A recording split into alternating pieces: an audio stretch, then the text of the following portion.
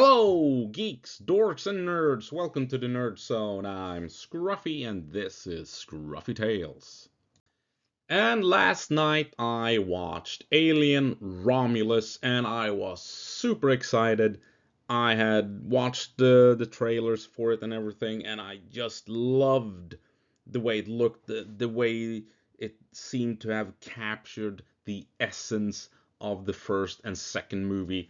And we were no longer gonna get the crap we've seen in the Alien versus Predator movies and all the latest movies, Prometheus and Covenant. None of that, and just a pure old school Alien movie is what I thought I was gonna get, and I kinda didn't, unfortunately. So, what did I think about the movie? I mean, the visuals, I loved the visuals, a lot of it. They really captured the spirit of the older movies and made you feel like you were living in this Weyland-Yutani colony and everything. The visuals were great.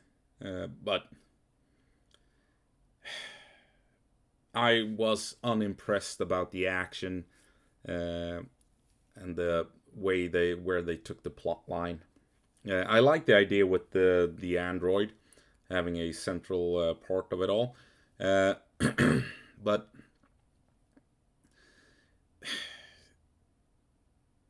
I just didn't, the way they incorporated the black goo from the later movies. No, no, those are some of the worst aspects of the aliens, xenomorph mythology, and no, it's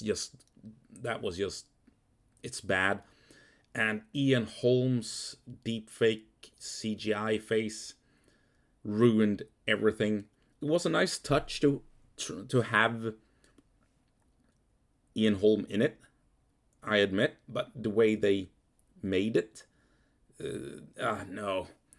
And yeah, as you can see here, this was some of the disgusting parts that made you feel, oh yeah, they are getting, you know, violated by the facehuggers. Absolutely.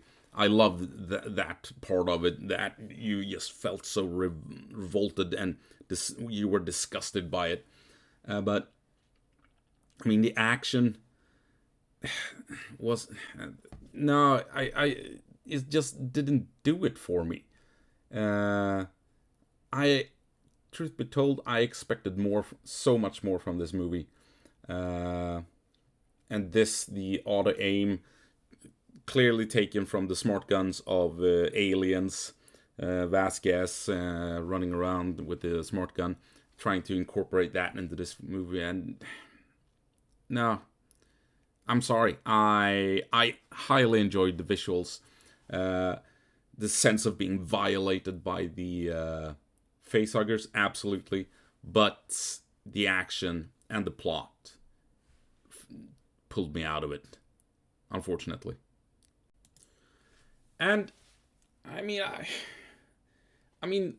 they tried to tie in every goddamn movie made in this franchise into this movie, and I guess they succeeded in that aspect. That remark, trying to tie in every bit of movie lore thing ever made about aliens, they succeeded. I mean, with the final creature effect thing, I mean, I hated it. It was so bad. It gave me nothing, brought me nothing. I don't get it. What we want, or what I would want rather, from an alien movie is something akin to the old movies, where you have aliens, you have the setting that we love with the 80s tech, and the type of weapons, and more importantly, what the first and second movie gave us was ordinary people. The first movie, we have truckers in space, and they are worried about union contracts being fulfilled, right?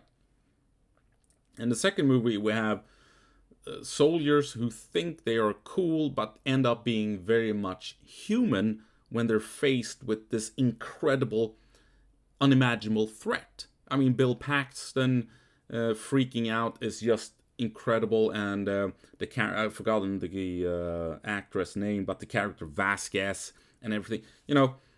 It's just, and of course, Ripley's character in both movies. She is not a badass. She is not superhuman, but she overcomes her fears, and in doing that, in overcoming her fears and going against the odds, she becomes this incredible hero that we all love. And I don't get that in this movie. It's just, the action is unfortunately boring. When they were sneaking past all the facehuggers, why didn't the android kill all the facehuggers? They were clearly not reacting to him, and they can't do anything towards him, against him, right? So, if the facehuggers don't care about him, think he is an inanimate object, they can't spot him because, of the heat or whatever the plan was there, why doesn't that android just wipe them out? Was my thought. And as always in the first movie and the second movie, it takes ages for the egg within the chest to mature until it hatches into becoming whatever it becomes, the chest burster. And in this movie, again, it just takes 1 minute. Why do they have, they just ignore the established lore? It was a nice touch to see the cocoon, what happens, how you go from the chest burster to the fully mature xenomorph. Nice touch. I really like that. But come on, just a couple of minutes for the egg to mature, and then you have a chest burster coming out. No, it takes time. A lot of time. And I don't get it why they ignore that. And in all the recent movies. And but I mean, yeah, again, this facehuggers violating people, that was disgusting, and that was a nice touch to see how revolting that is, how these creatures really are violating their prey. And but then again, you're on this big station, you end up with one alien, and then at the end you find out there's an entire nest, there's a hive here. And then they just kill all the aliens in the shootout in the zero gravity. Sorry, I'm so sorry, but I didn't like this movie. Actually, I had such high hopes for it, such high hopes. The visuals were spot on. They really were.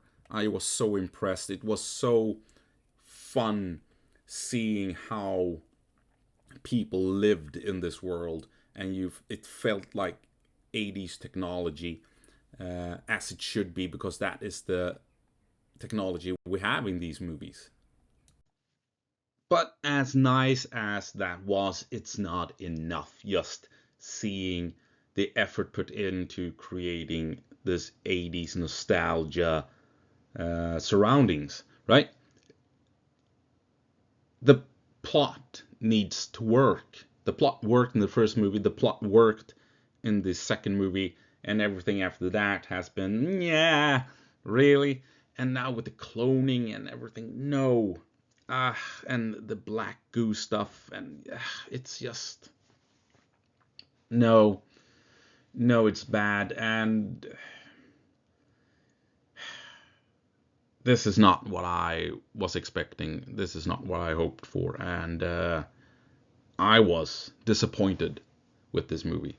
Truth be told, it's better than Covenant and Prometheus and those movies. I give it that much, but still not at all what I was hoping for. And that's it. I hope I'll see you in the next one. And well, game over, man. Game over.